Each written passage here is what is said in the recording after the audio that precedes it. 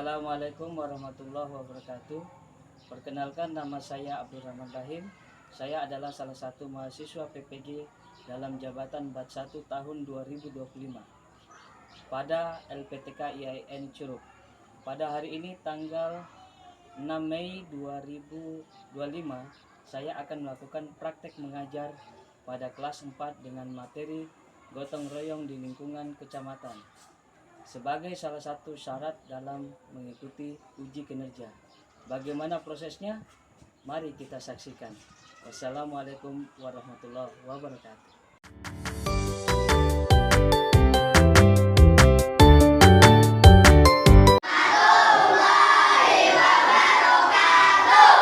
Waalaikumsalam warahmatullahi wabarakatuh.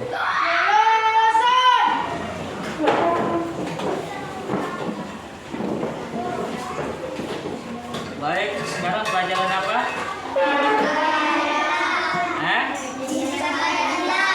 Pendidikan Pancasila. Tapi sebelum Pak Guru kita masuk dalam pembelajaran, Pak Guru mau absen dulu satu persatu ya.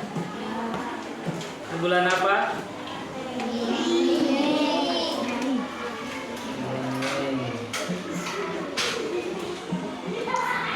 Tanggal berapa?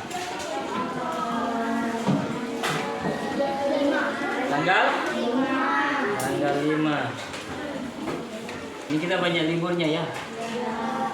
Tanggal 5. Abdul Muhyil Qulub. Aditya Gilang. Mana? Ada? Suaranya mana? Enggak ada. Ahmad Rayyan. Alif Ardiansyah. Itu anak yang masuk, izin ya. Tadi mamanya sempat WA Pak Guru. Oke, baik, anak-anak sekalian, Pak Guru akan membahas tentang pembelajaran kita pada siang hari ini, yaitu tentang gotong royong di lingkungan kecamatan. Iya toh, seperti yang waktu itu sudah Pak Guru sampaikan terkait tentang gotong royong toh. Sebelum gotong royong di kecamatan apa? Di tingkat apa?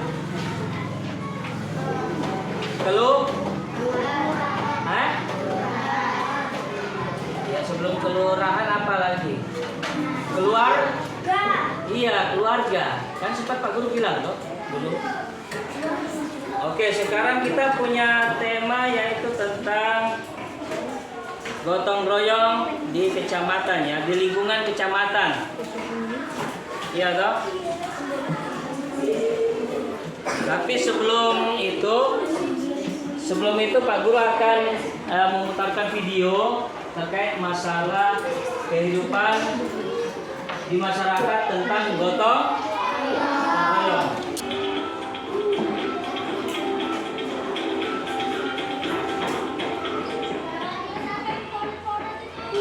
Di video kali ini kita kembali belajar di kelas 4 mata pelajaran pendidikan Pancasila, gotong royong di lingkup kecamatan, kelurahan, dan desa.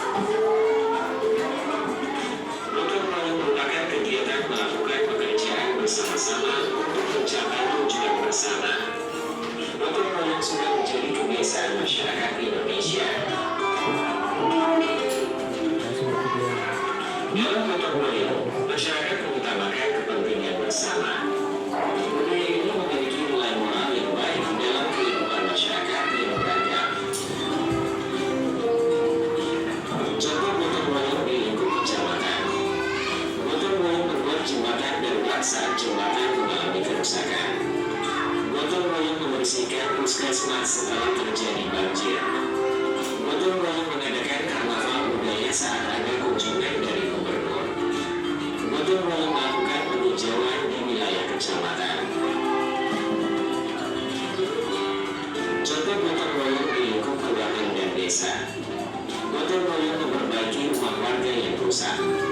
Gotong royong memadamkan api saat terjadi kebakaran di salah satu rumah warga.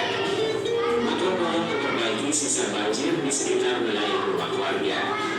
Gotong royong memperbaiki jalan di sekitar rumah warga. Gotong royong dapat menumbuhkan sikap tolong-menolong di antara warga masyarakat. Hal ini karena dalam gotong royong, warga melakukannya secara sukarela tanpa mengharapkan imbalan. Manfaat pelaksanaan gotong royong di lingkup kecamatan, kelurahan, dan desa. Masyarakat terbiasa saling tolong-menolong. Pekerjaan terasa lebih ringan dan lebih cepat selesai. Memperkuat rasa persatuan dan kesatuan serta kerukunan antar warga masyarakat.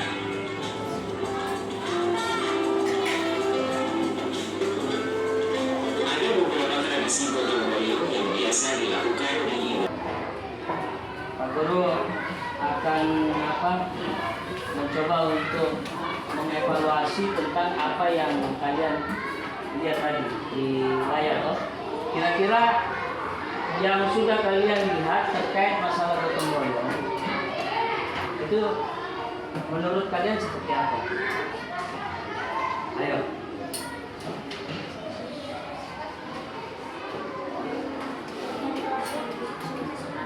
Bagaimana, Zam?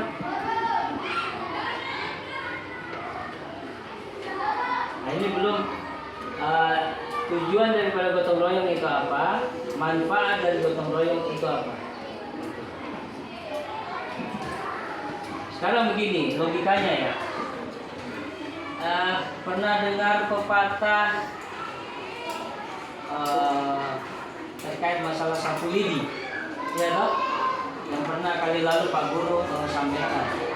Sapu lidi itu kalau satu batang dia mudah dipatahkan. Tapi kalau dia banyak bisa dipatahkan atau tidak? Sangat sulit mau dipatahkan. Itu gambaran ya bahwa bagaimana satu orang saja itu gampang dipatahkan. Artinya dipatahkan apa? Bagaimana? Farhan? Gampang di apa? Ayo. Ini Pak Guru kasih analogi, kasih pemikiran-pemikiran yang sederhana saja. Menurut kalian bagaimana? Ayo kira-kira siapa yang bisa? Siren, bagaimana Siren? Menurutmu bagaimana Siren? Kalau satu orang itu kira-kira mudah dipengaruhi apa tidak? Mudah.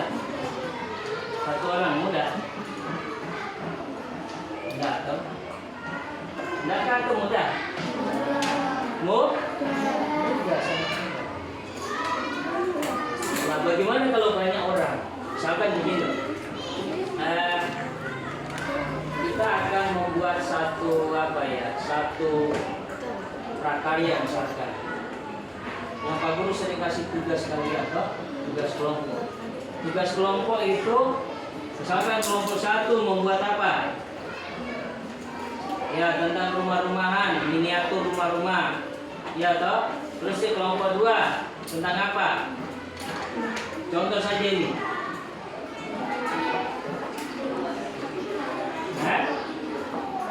Apa? Buat apa? Cangkok misalkan. Tapi mungkin kita punya terkhusus misalkan miniatur tentang rumah adat ya. Apalagi kalau kita di Papua tentang Bonen misalkan. Kelompok 1, kelompok 2, kelompok 3 sampai kelompok 5.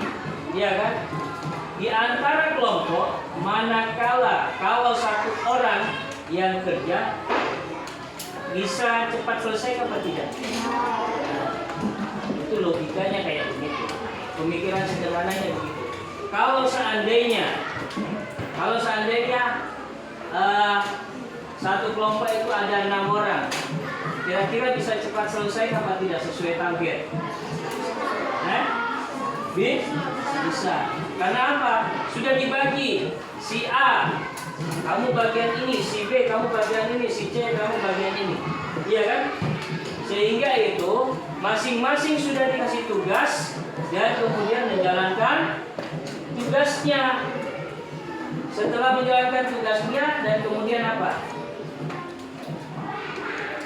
Apa? Cepat selesai, cepat rampung sesuai target.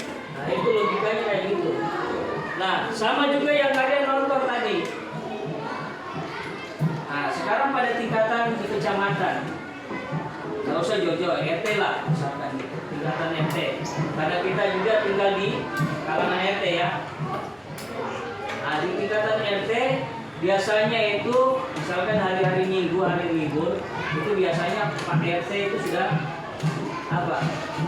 Dia sudah kasih kentong apa itu? Kentong apa itu? Listrik ya misalkan ya.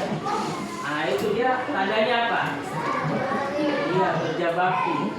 Tapi malangnya itu sudah dikasih informasi melalui WA group biasanya atau undangan. Iya toh? Sehingga besoknya itu harus kerja bakti.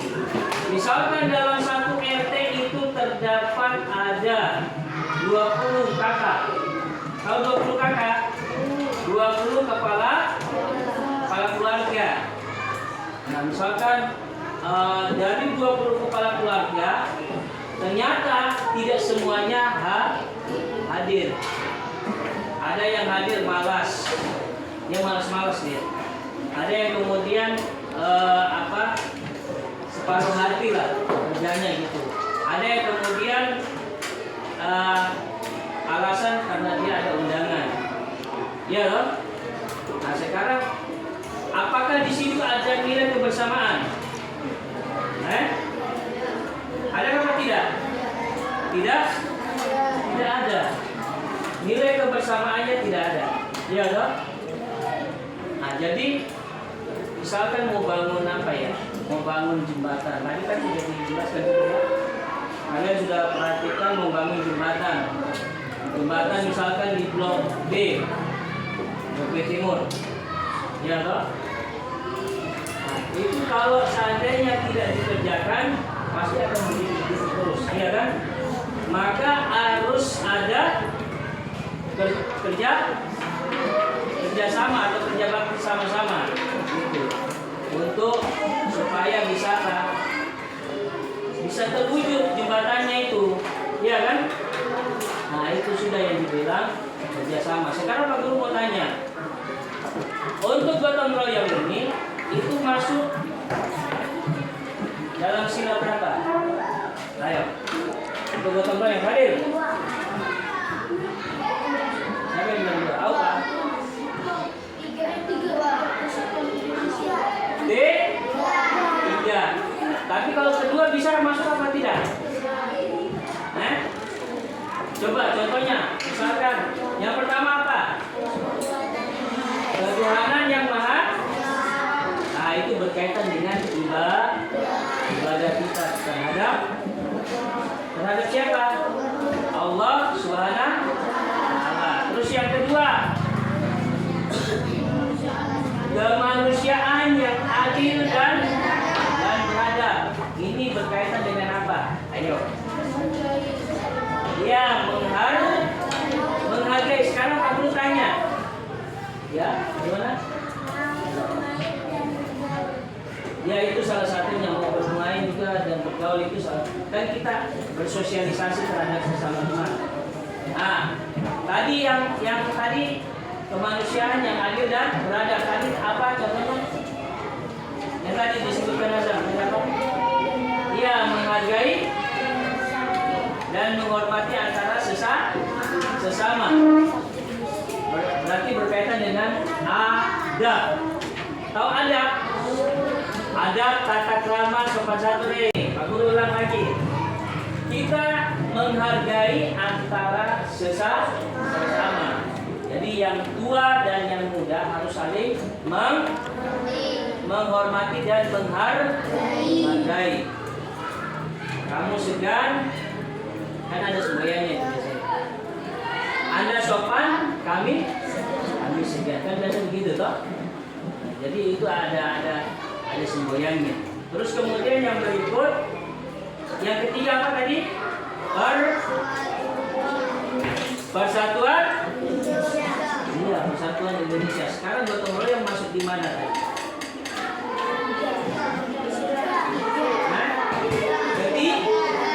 Ketiga, Persatuan Indonesia. Dia juga bisa masuk di 2. Kenapa bisa masuk di 2? Karena sikap saling menghargai. Sekarang begini, yang lain pergi kerja, terus kemudian saya tidak kerja, berarti kamu tidak menghargai yang lain. Iya toh? Iya apa tidak? Berarti masuk di sila berapa? Sila kedua. Masih memiliki adat istiadat apa tidak? Masih memiliki rasa malu apa tidak? Kalau masih, berarti kamu harus apa? Harus hadir. Itu. Hadir apa? Kerja bakti. Jadi seperti itu. Tapi biasanya itu kebanyakan itu banyak alasan. Saya banyak ada undangan, kemudian saya rasa sakit, terus kemudian pokoknya banyaklah alasannya itu. Di sinilah letak apa? Tidak ada kebersamaan. Itu. Sekarang bagaimana kamu bisa wujudkan sesuatu hal? Misalkan kamu mau wujudkan yang desa bersih misalkan, atau RT bersih, sementara kamu sendiri malas-malas, iya kan? Harusnya itu dari mana? Dari kesadaran hati kita itu. Jadi begitu ya, harus memiliki apa? Kesadaran. Itu yang pertama. Jadi kita harus punya rasa malu juga. Lah bagaimana kalau kita tidak malu, kamu cuek-cuek saja? Di mata masyarakat bagaimana coba? Nanti kamu juga akan dicemooh oleh siapa? Oleh yang lain, warga yang lain gitu. Bilang, oh ini Pak, ini tukang pemalas kerja, pasti bilang begitu.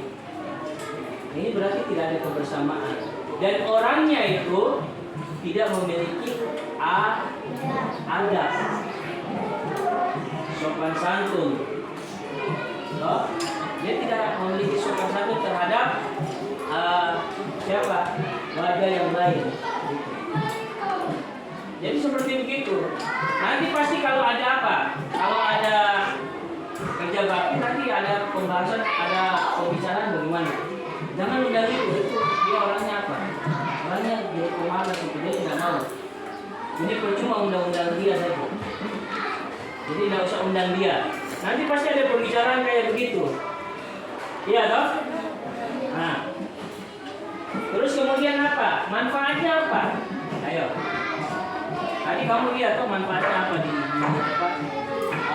layar tadi. Ayo. Manfaat dari gotong royong apa?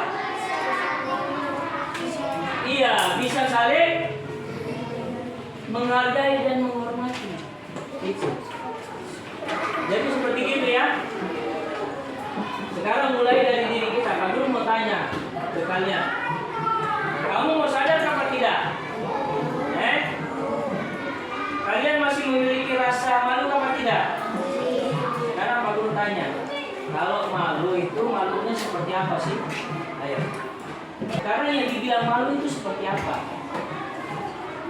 Wah isin aku. Nah isin. Kalau bahasa Jawanya ya. Wah malu saya. Nanti kalau saya tidak kerja bakti, nanti akan dibicarakan orang. Iya toh? Itu. Akhirnya kamu nanti akan menjadi apa? Rasa minder. Rasa disendirikan begitu. Akhirnya kamu jadi rasa asing. Tahu rasa asing? Iya, tidak dikenali. Jadi misalkan begini, tidak usah jauh-jauh, kita kembali ke kelas kita saja. Kalau ada yang hari Senin misalkan, hari Senin siapa yang piket? Ayo Pak Guru tanya, siapa yang piket? Angkat tangan. 1, 2, 3, 4. Berapa orang? Kayaknya 5 ya? Ya 5 orang. 5 orang. Nah, 5 orang ini kira-kira siapa yang tidak piket? Ayo. Yang merasa dirinya tidak piket saja. Ini melatih kejujuran. Abdul piket apa tidak Abdul? Nah, oh, lupa toh? Karena terlalu banyak libur. Nah, ini sudah. Jeleknya libur ya seperti begini. Akhirnya lupa pelajaran, ya loh, lupa PR, ya loh, lupa kerja kelompok, lupa tugas kita di sekolah, gitu. Ya apa tidak?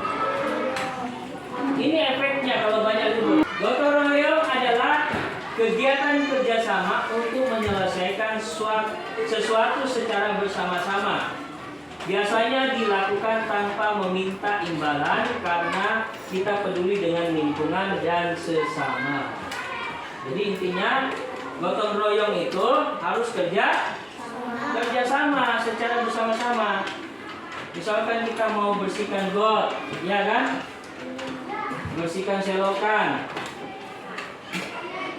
Ya, jadi kita harus turun sama-sama. Mau kotor sama-sama.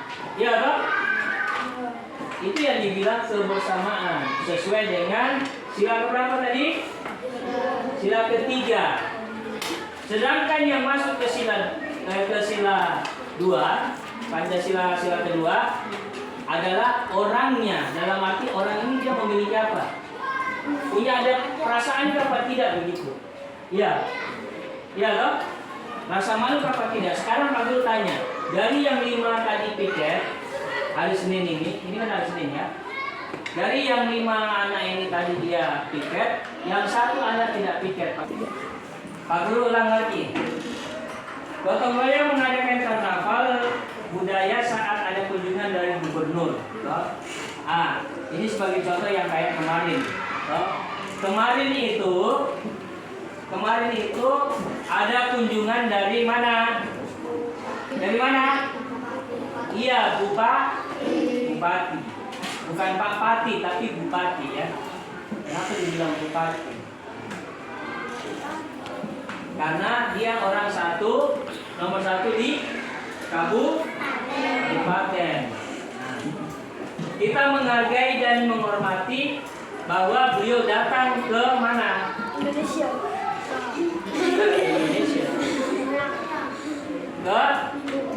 Ke kampung kita sini di mana?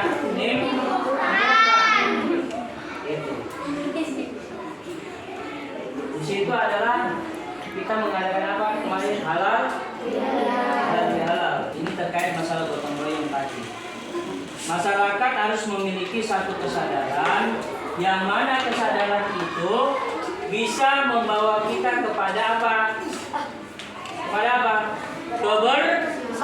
Kebersamaan. Itu. Jadi apa? Sebagai contoh misalkan di mana? Di satu jalan misalkan di jalan di kita punya RT atau di Blok C. Di Blok C ya. Di Blok C ini kan ada penanaman apa? Pucuk merah itu loh. Nah itu dia di situ kalau kita lihat itu berapa bagus. Untuk apa? Penghijauan. Kalau kita lihat cantik. Di Blok C sana. Mungkin sampai di sini ada yang mau bertanya? Tidak. Kesimpulannya bagaimana? Farhan? Ayo. Kesimpulan dari gotong royong ini apa? Ayo, siapa yang bisa simpulkan pertemuan kita pada siang ini? Kesimpulannya tadi yang Pak Guru bilang apa? Bagaimana kita bisa menciptakan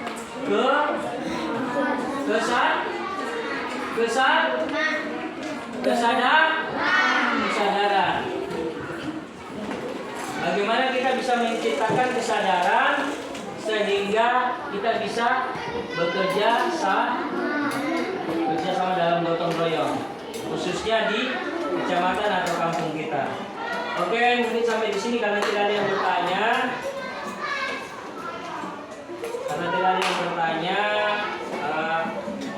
Ada tugas.